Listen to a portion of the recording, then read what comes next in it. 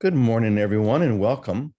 Welcome back to Namaste Village, the Namaste Experience. Welcome to this holy moment. The Christ has been born. It is the Monday after Christmas, and we are holding that holy, beautiful child in our arms as a newborn would be held in the arms of its mother, resting, and yet we can feel the subtle, soft movements of that child, that holy presence, which we are now called to nurture. That's the key. After the birth comes the nurturing, and now it is up to us to hold and to love and to care for that child that has been born within us. And we do that by sharing it, by allowing that Christ to be revealed to and through us, to everyone that we meet in every moment, no matter what, to allow this light to shine so bright, brighter than 1,000 suns, brighter than we could have ever imagined before. That is what we are here to do this week. And we're going to begin this morning, this Monday morning, and I'm so glad that you could all join us. We're going to have another great week. I am still in Portland, as you can see. I'm going to be doing the session this week, today and tomorrow. And then I'll be traveling a bit and we'll hand things over to our other beloved teachers. But here you are, you got me. So let's go ahead and begin. I want to share something that I prepared just yesterday. So let me go ahead and share the screen. All right, here it is. Let's go ahead and we'll begin with this. I like to call this an unreasonable truth. The truth being unreasonable to the intellectual mind. So let's dive right in. Expecting the truth to be intellectually reasonable is completely unreasonable. It's not going to happen. Truth does not, as a rule, appeal to our sense of reason, since truth exists beyond all worldly reason. The truth exists beyond all worldly reason. If it does seem to do so, then we must ask ourselves this question: is this really the truth, or simply what I want to be true? Once again, if the truth does seem to be reasonable to the intellectual mind, we have to ask ourselves this question: is it really the truth? Or is this the illusion of truth that I want to accept? I want to be true because it conforms somehow with the idea, the concept that I am holding of what I want the truth to be, rather than allowing the truth to be true. Okay, so I love this next line. Always be suspicious of a truth that seems reasonable. It's like a mask that draws attention to unreal features rather than the soft, subtle features that lie beneath the mask. The truth is always what lies beneath or behind the illusion or the mask. I like that image. Imagine that you're wearing a mask or someone else is wearing a mask, and you look upon them and you're focused on all of those unreal features, the hard plastic image, rather than the true image, the true face of Christ, which lies beneath the mask, that soft, subtle reality. Always be suspicious of a truth that seems reasonable, because it's probably not the whole truth. There's no idea or concept of the truth that can approach the truth. There's no idea or concept of the truth that can approach the real truth. But there is a feeling, this is important, there is a feeling that's associated with or inspired by the truth that gives one the beginning sense of reality. The feeling that is like the scent of a flower, which we'll hear in a moment, that draws us in, that pulls us toward the truth. Follow the feeling, not the idea. The idea or the concept will fool you every time. It will masquerade as the truth, but all it's really wanting to do is to keep you in chains. But there is a feeling, the experience is what we talk about here almost every day. There is an experience that begins to dawn upon us. And if we follow that, it will lead us into that reality, what it calls here the beginning sense of reality. This reality is always the reality of love, nothing more and nothing less. It is a love that is forever present and forever felt. But when we seek an intellectual understanding of this truth, it evades us. If we try to understand it only with our minds, we're never going to get it. While the feeling pulls us forward, like the scent of a rare flower that draws us deeper into the garden. So follow the feeling that begins to rise within you. Maybe it's rising within you right now. Maybe Vicky or Calico or someone else shares something and something begins to spark inside you. It's a feeling or a connection, and you can't describe it. You can't define it, but it fills you with joy. That's what we're here to follow. That feeling is the beginning. It's the introduction. It's like the scent that you follow into the garden. And if you follow that beautiful scent, it will not do you wrong. But if you simply try to have an idea or a concept or to understand the truth or to make it reasonable to the rational mind, you're not going to get very far at all. So once again, don't expect the truth to be reasonable to your mind. And if you find it to be reasonable, maybe question it, because the truth really is meant to shake you. Reality is meant to shake you free from unreality. The truth is meant to shake you from illusions. And it may be dramatic. It may be dramatic in the way that it tries to shake you free from all the things that you held to be true.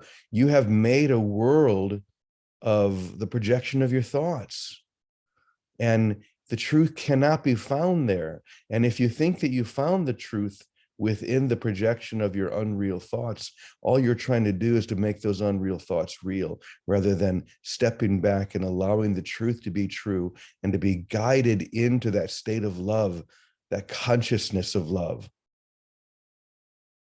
So it's very simple, and I don't want to pursue it any further, because once again, if I do, I'm just trying to make the truth reasonable to my mind and to your mind. And that's not the objective here.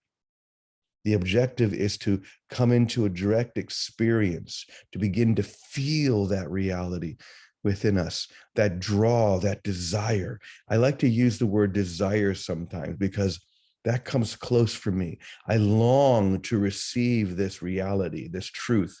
And that begins first with this feeling that's rising within me as I hold that sacred child, that newborn child, the Christ. So I'm going to go ahead and leave it there, and I'll turn it over to Vicky and Teddy and see where they would like to take this. Vicky, are you out there? Right here, Brother James. Good morning. Good morning. Good morning, everybody, and Merry Christmas in your hearts, everyone. So this is what came right away before you even read the passage, and then the passage was all about it. How do we nurture that Christ light, that Christ in our own being? How do we do it very practically? And the first rising that came into my mind is we nurture the Christ, of course, with love, but the way we do it here is with the truth. What is true, we hold to. What is false, we let go of. That's all surrender means. It just means don't engage it, don't wrestle with it, don't write a story with it, simply drop it. And when we hold to the truth, just like we're with a child, and all of us know what a newborn is, like that little newborn infant. We hold with tender care and love. That's how we have to hold ourselves, with that same preciousness, with that same tenderness, and with that same love. And what it feels to me like giving voice to the Holy Spirit to this child. We are the voice that the child will hear. And if we voice only love and dismiss everything else as, oh, that's not true, don't worry about it. Oh, things are falling apart, you've lost this, don't worry about it. I'm here with you. This is the voice of love. Don't worry about it. I love you. I'm taking care of you. I'm present with you. That experience of love is all that we need to do and to give to nurture this light in ourselves so that it becomes our only reality. Nurture it with the truth. Nurture it with love that dismisses everything that's false. Oh, someone died. Oh, the news is terrible. Oh, this. Oh, that's not true. This is true. Love is true. I hold you. I love you. This is true. That's simply all that I know to do. That's how we nurture the light inside ourselves. That divinity is nurtured by the voice of truth. And sometimes we need to say it out loud to ourselves. We need to be the voice of the Holy Spirit that speaks only love, no other language. Just like you would to a child that wakes up or is having a nightmare. Don't worry, that's not true. This is true. My love for you is true. Love is true. And that embrace of love, giving voice to love, and simply dismissing what's false. It's not true. No big explanation needed. The biggest trap of the ego is looking for explanations, reasonability, rationales. Let's discuss it. Let's talk about it. Let's heal it. Let's go over it a million times. You don't have to do that. All we have to do, oh no, that's not true. Love is true. I love you. I'm holding you. I'm you are everything and I love you. I love you. Love will answer everything. And then whatever we need to see or do will come forward from that love. And we'll be guided by love. But we need to take the responsibility to nurture the light with the truth that is full of love and tender care for ourselves. Baby steps, little baby steps of gentleness and preciousness and care. And the rest, oh, it's not so. Someone was rude to you, someone insulted you, it's okay. It wasn't true. This is true. I love you. I love you. I love that. Thank you, Jimmy. Oh, wow. You always make it so simple and so easy to digest. It's beautiful.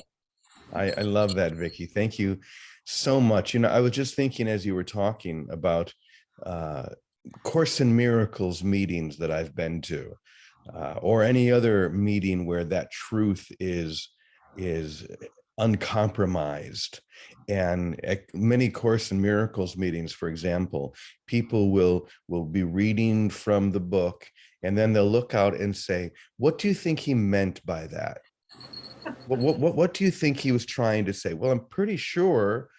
I mean, this was in English, and this was not a 2,000-year-old letter or gospel that was written in an ancient language. This was pretty straightforward. Maybe he means what it says, but what we try to do so often, if you really read A Course in Miracles, or if you hear the lesson that we shared this morning, it's very unreasonable. I mean, the mind has a hard time grasping it because what it would prefer to do is to make it reasonable first. What do you think it really means? Okay, well, if it says death is not real, or the world I see is not reality, well, what do you think he meant by that? Let's try to make it reasonable now, rather than just holding still within that and saying, or feeling rather, maybe there's something happening here that I don't need to explain. I don't need to figure out. Just sit still with this. Like you were saying, Vicky, this is not true. Don't try to make it reasonable. Be suspicious of a truth that seems reasonable. because it's not the whole truth.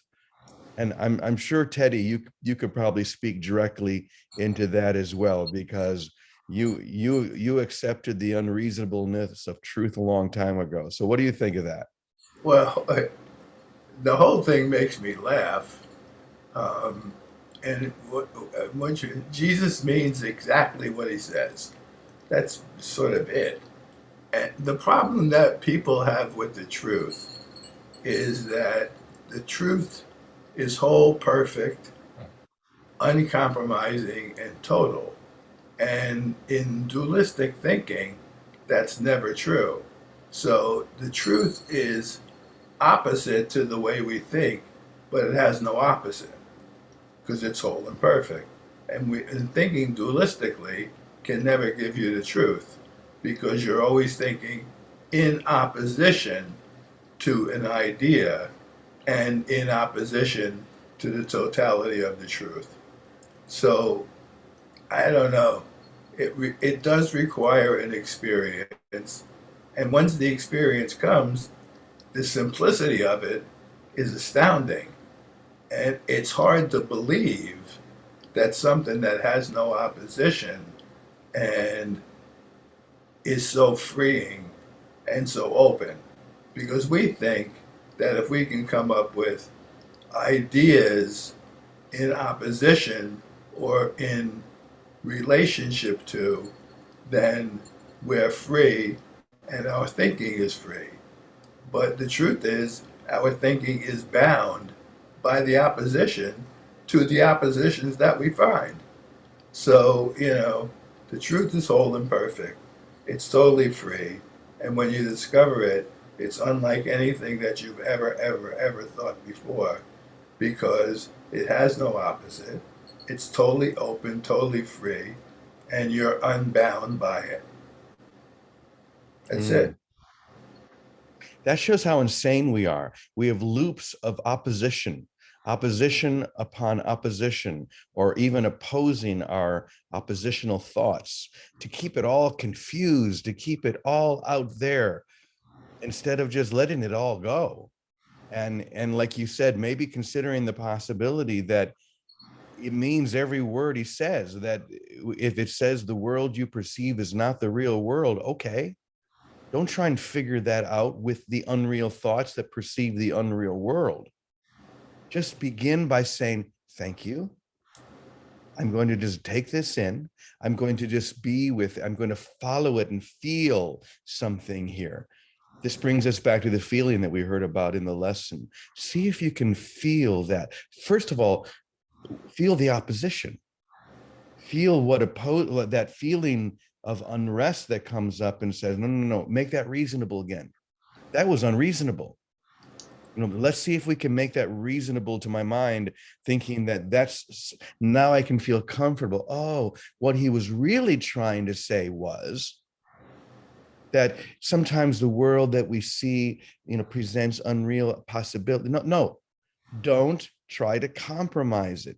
Let it be unreasonable. There comes a point where if you sit with the unreasonableness of the truth, that energy and even that discomfort begins to build within us. And if we just sit there with it and do what Vicky was sharing, just let it be okay. Let it build. It's not true. It will at some point just pop open.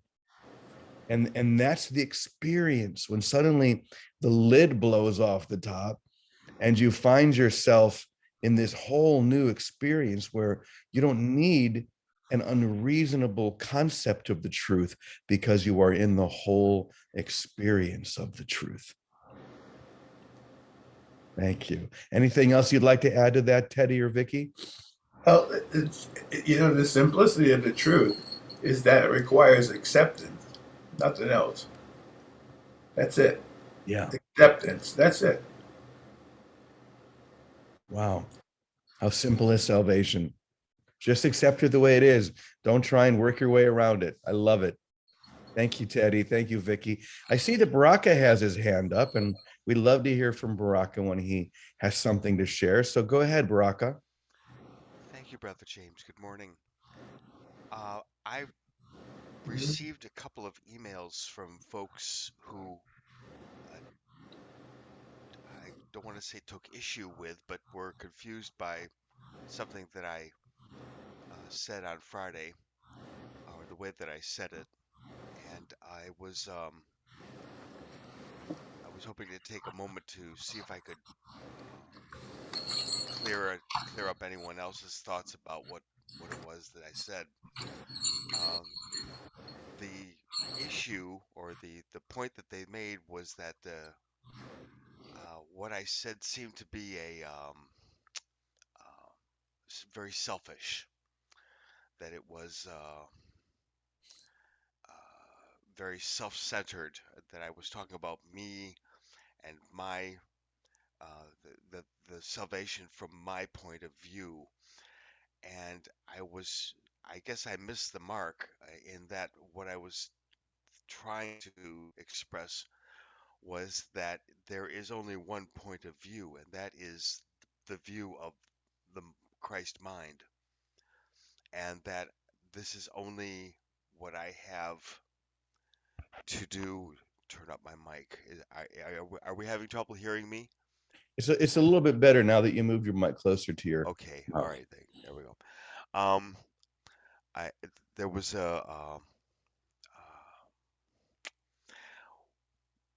what I was trying to express was that I don't have to worry about what my neighbor, what my brother is doing in the salvation. There's only one point of aspect about the salvation. That is me, myself, the Christ mind.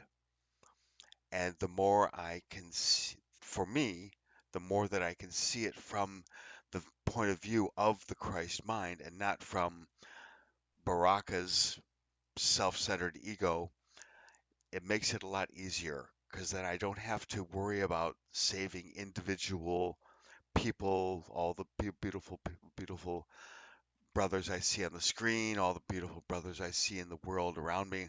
I only need to save one thing, and that is my own Christ mind.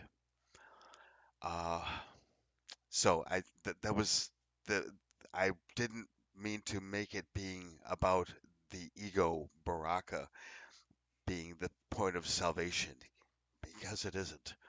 The ego Baraka has nothing to do with the point of salvation whatsoever. I see it only as being, I see it a lot easier as being if I just take it one Christ mind at a time. I guess that's the way I want to put it. Thank you very much. No, thank you. You know what came to me there, Baraka, as you were speaking, is there's only one point of view, and it's the view from the highest point. It's that view that we have from that point of consciousness that we're calling the Christ, or you can call it whatever you want. It doesn't matter. It's like climbing the highest mountain and being right there at the peak. You're right there at that tiny little point, the point of view that I can see when I realize there's only one point of view, and I go to that highest point and I stay there. And like you said, when I am there, then there's no one to convince. There's just presence. You just feel and share that presence from that highest point. So that's beautiful. Thank you, Baraka. Calico, I see your hand up. Of course, we always love when you share as well. So good morning to you. Good morning. I had an experience yesterday that I'd love to share because it's right along what we're talking about today. And first of all, I've been taking on petty annoyances as my projection, and there's a lesson for me to learn in every petty annoyance. And I'm going to say this beforehand without mentioning any names. I love you dearly, and I thank you for the lesson you gave me yesterday. I was sleeping, it was dark, I don't know what time it was, and I heard someone at my door say, "Calico, are you asleep?" Well, I was, and then I wasn't. And they said, "I just want to make sure I'm going to be using the dryer outside your window, and I want to make sure it's not going to bother you." And I just initially thought, well, this is truly insane. someone's waking me up to tell me they're going to do something and they didn't want it to bother me. And for a split second, my mind wanted to take it into a story. And I withdrew that and went, no, it's my projection. This is God calling. This is God calling Calico into her mind. And it broke it like that. I mean, there wasn't even a split second, and I think I went right back to sleep. And so maybe it didn't even happen. Who knows? But the truth for me, one of the big truths that I follow is everything is my projection and my lesson. Amen. And if I let it slip by, it'll just loop back eventually with someone else, other situation, until I own it. Mm. It was so beautiful because it happened so quickly. And as soon as it happened and I woke up and I thought, oh my God, this is like insane. Someone's waking me up to make sure that something is not going to bother me, that they're going to do. And I just thought, I can't. And this is where my ego mind wants to get in and wreak havoc all the time. I want it to make sense. I want it to make sense. And the reality is this world will never make sense, ever, ever, ever, under any circumstance. And that's my ego mind wanting to make sense of everything. If I can figure it out and, pull it apart and make sense of it, then it will be okay. And this is a whole different learning. It's just own everything that you see. See what your mind wants to do with it, turn it over to the Christ and see it differently. And that's really all it is. And I must say, this is a little thing that happened, and it really has had such a powerful impact. I'm still getting the nuances of it, of how my mind works. So I just had to jump in because, this is a beautiful lesson that you've got, James. Thank you so much. Yeah, thank you, Calico. I want to share just a very quick thing based on what you just shared, Calico. A friend visited me a couple of days ago. He's a friend of Marissa's, who he and his wife were staying at Namaste Village for a week or so not long ago. And he came and drove something in from Eugene, and we were talking, and he's a Buddhist teacher. And he told me about a Buddhist saint named Atisha, who wrote, I don't know what century, it was certainly the past millennia, not, the 300s or 400s. And he wrote a thing called the 59 slogans. And one of those slogans was, drive all blames into one. Drive all blames into one. We could maybe say, drive all judgments into one. Claim them. Don't put it outside. Bring it back to the point, the only point where it can be released and healed. But that's all about the projections that we want and in fact need to be out there. We need them to be out there on another person, another situation, another group, whatever it may be, so that I don't have to drive it all into one place where the transformation takes place. If I can drive all judgments into realizing that it's in my mind, and therefore the only place it can be healed, and then you'll have a beautiful experience like what you just had, where this thing happens that it would be very justified to be annoyed by, but it's an opportunity to transform but it only happens when you take full responsibility for every thought, every projection, every slight annoyance. It's only my own mind, and therefore it can be healed and released there, not out there.